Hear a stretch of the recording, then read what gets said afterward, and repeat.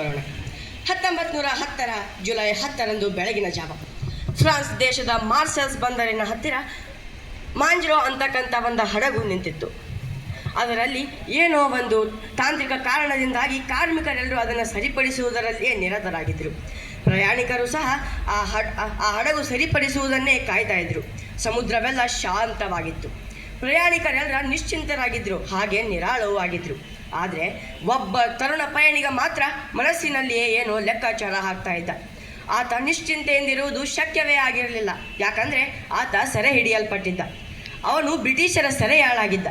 ಅವನ ಮೇಲೆ ರಾಜದ್ರೋಹದ ಒಂದು ಆಪಾದನೆಯೂ ಸಹ ಇತ್ತು. ಆ ಹಡಗಿನಲ್ಲಿಯೇ ಆ ಸೆರೆಯಾಳನ್ನು ಕಾಯಲಿಕ್ಕೆ 2 ಜನ ಕಾವಲುಗಾರರ ನೇಮಕವೂ ಸಹ ಆಗಿತ್ತು. ನಾನು ಶೌಚಾಲಯಕ್ಕೆ ಹೋಗಬೇಕಂತ ಆ ಸೆರೆಯಾಳು ಕೇಳಿದಾಗ ಆ ಕಾವಲುಗಾರರು ಅಲ್ಲೇ ಹಡಗಿನಲ್ಲಿರ್ತಕ್ಕಂಥ ಶೌಚಾಲಯಕ್ಕೆ ಅದನ್ನು ಕರೆದುಕೊಂಡು ಹೋಗ್ತಾರೆ. ಆತ ಒಳಗೆ ಹೋದಾಗ 2 ಕಾವಲುಗಾರರು ಬಾಗಿಲಿನ ಹೊರಗೆ ಎದುರು ಬದಲಾಗಿ ನಿಂತು ಆತನನ್ನು ಕಾಯ್ತಾ ಇರ್ತಾರೆ. ಆ ಬಾಗಿಲಿಗೆ ಒಂದು ಗಾಜಿನ ಕಿಟಕಿ ಸಹ ಇರ್ತದೆ. ಅದರ ಮೂಲಕ ಅವರು ಆ ಸೆರೆಯಾಳನ್ನು ಸುಲಭವಾಗಿ ಕಾಯ್ಬೋದಾಗಿತ್ತು.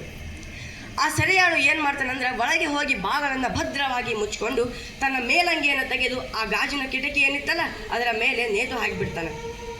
ನೇತು ಹಾಕಿದ ತಕ್ಷಣ ಆ ಕಾವಲುಗಾರರ ಕಣ್ಣಿಗೆ ಮಸಿ ಬೆಳೆದಂತಾಗ್ತದೆ.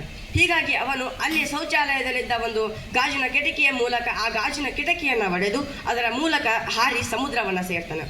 ಸಮುದ್ರದ ಅಲೆಗಳೊಡನೆ ಹೋರಾಡಿ ಹೇಗೋ ಈಜಿ ದಡವನ್ನು ಸೇರ್ತಾನೆ. ಬಂದರು ಕಟ್ಟೆಯ ಗೋಡೆಯನ್ನು ಏರಿ ಬಿರಬಿರನೆ ಮುಂದಕ್ಕೆ ಓಡಿ ಹೋಗ್ತಾನೆ. ಎಷ್ಟು ಹೊತ್ತಾದರೂ ಈ ಸೆರೆಯಾಳು ಹೊರಗೆ ಬರಲಿಲ್ವಲ್ಲ ಅಂತ ಹೇಳಿ ಈ 2 ಕಾವಲುಗಾರರು ಗಾಬರಿ ಆಗ್ತಾರೆ.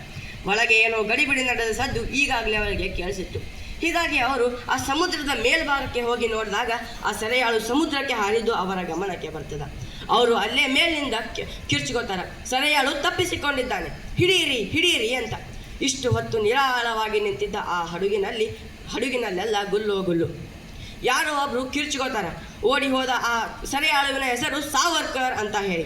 ಮರುದಿನ ಈ ಸಾಹಸದ ಸುದ್ದಿ ಪತ್ರಿಕೆಗಳಲ್ಲೆಲ್ಲ ಪ್ರಕಟವಾದಾಗ ಪ್ರಪಂಚವೆಲ್ಲ ಈ ಸುದ್ದಿಯನ್ನು ಕೇಳಿ ಬೆಕ್ಕಸ ಬೆರಗಾಯಿತು. ಮಹಾರಾಷ್ಟ್ರದಲ್ಲಿ ನಾಸಿಕ್ ಅಂತ ಒಂದು ಜಿಲ್ಲೆ ಇದೆ.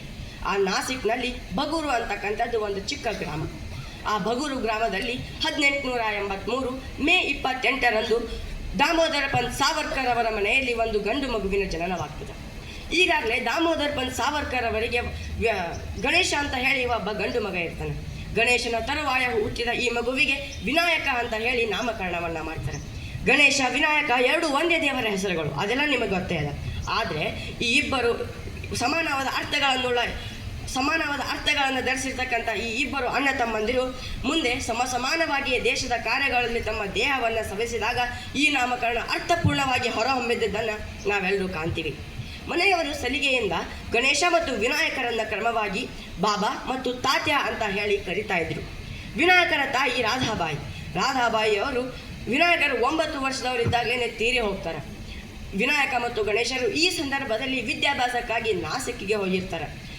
ತಂದೆ ದಾಮೋದರ್ ಪಂತ್, ಚಿಕ್ಕ ಮಗಳು ಮೈನಾ ಮತ್ತು ನಾರಾಯಣ ಬಗೂರು ಮಾತ್ರ ಹಳ್ಳಿಯಲ್ಲೇ ಉಳ್ಕೊಂಡಿರ್ತಾರೆ.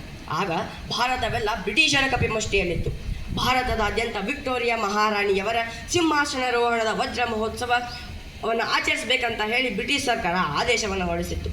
ಇದೇ ಸಮಯದಲ್ಲಿ ಮಹಾರಾಷ್ಟ್ರದಲ್ಲೆಲ್ಲ ಪ್ಲೇಗ್ನ ಪಿಡುಗು ಬೇರೆ. ಎತ್ತ ನೋಡಿದತ್ತೆಲ್ಲ ಜನರು ನೊಣಗಳಂತೆ ಪಟಪಟನೆ ಸಾಯ್ತಾ ಇದ್ರು. ಇದೇ ಸಂದರ್ಭದಲ್ಲಿ